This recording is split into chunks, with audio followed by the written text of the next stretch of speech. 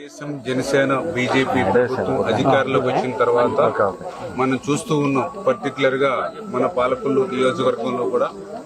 ఒక రైతు బిడ్డగా వ్యవసాయం నుంచి వచ్చినటువంటి కుటుంబం నుంచి వచ్చిన వ్యక్తిగా ఆ రోజు 14లో ఎమ్మెల్యే అయినప్పుడు 14-19లో మరి పెద్ద ఎత్తున ఆ రోజు రైతులకు సంబంధించి డీసిల్టింగ్ గాని అదేవిధంగా పెద్ద ఎత్తున గ్రావెల్ రోడ్లు గాని ఆ రోజు మనం అభివృద్ధి చేశాం. మరి 19లో ప్రభుత్వం మారిన తర్వాత రైతు పేరు చెప్పి ₹1 ఆ 5 సంవత్సరాల్లో ఉపయోగం లేనిటువంటి పరిస్థితి, వ్యవసాయ శాఖనే మూసేసినటువంటి పరిస్థితి,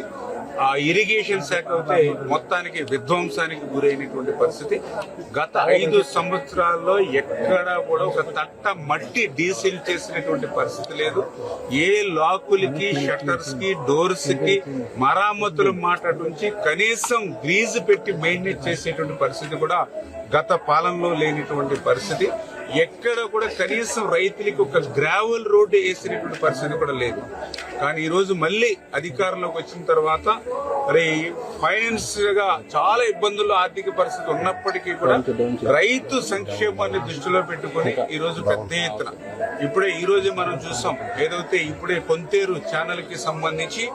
మరి ఏదైతే ₹1,65,00,000 ఒక రిటైనింగ్ వాల్, సీసీ వాల్ ఆ కెనాల్ కి నిర్మాణం చేయడం గాని, అదేవిధంగా ఏదైతే రైతులకి వెళ్లేటువంటి ప్రక్రియలో భాగంగా మరి దగ్గర మరి ఒక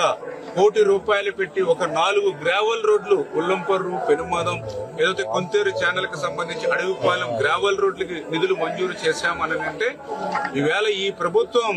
మరి ఎవరికైతే ప్రజలకి అంటే మండల హెడ్ క్వార్టర్స్ కి, డిస్ట్రిక్ట్ హెడ్ క్వార్టర్స్ కి, పెద్ద నగరాలకి 4 lanes 6 lanes రోడ్సే కాదు, అందరికీ అన్నం పెట్టేటువంటి అన్నదాతకు కూడా సేవ చేయాలనే దృక్పథంతో పనిచేస్తున్నాం. కాబట్టి ఈ రోజు ఆ నిధులను విడుదల చేసే పనులు చేస్తున్నామని చెప్పి తెలియజేసుకుంటూ,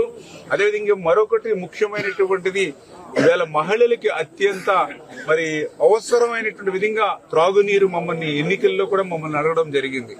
ఇప్పుడు వచ్చేటువంటి నీళ్లన్నీ కూడా పంచాయతీల్లో కల్లాపేసుకోవడానికి, మొక్కలకి నీళ్లు వేసుకోవడానికి ఉపయోగపడుతుంది తప్ప త్రాగడానికి కాదు కదా. కనీసం వంట వండుకుంటే వైట్ రైస్ కూడా కలర్ మారిపోతున్నటువంటి పరిస్థితిని మొన్న ఎన్నికల్లో చెప్పినటువంటి స్థితిలో మళ్ళీ జలజీవన్ మిషన్ ద్వారా మరి ఈవేళ పెద్ద ఎత్తున పాలకొల్లు నియోజకవర్గంలో కూడా మరి నిధులన్నింటినీ కూడా పవన్ కళ్యాణ్ గారి సహకారంతో, నరేంద్ర మోడీ గారి యొక్క మళ్ళీ ఆ జలజీవన్ మిషన్ ఎక్స్టెన్షన్ ద్వారా చంద్రబాబు నాయుడు గారి సహకారంతో ఆ నిధులన్నింటినీ కూడా మళ్ళీ మన నియోజకవర్గంలో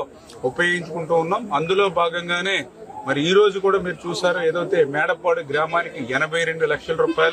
అదేవిధంగా నేరేడుమిల్లి చిన్న గ్రామం అయినప్పటికీ కూడా దీనికి ₹42 లక్షల, మళ్ళీ పూర్తిగా సంపులు, ఓహెచ్ఆర్లు, ఫిల్టర్ బెడ్లు, మైక్రో ఫిల్టర్ బెడ్లు,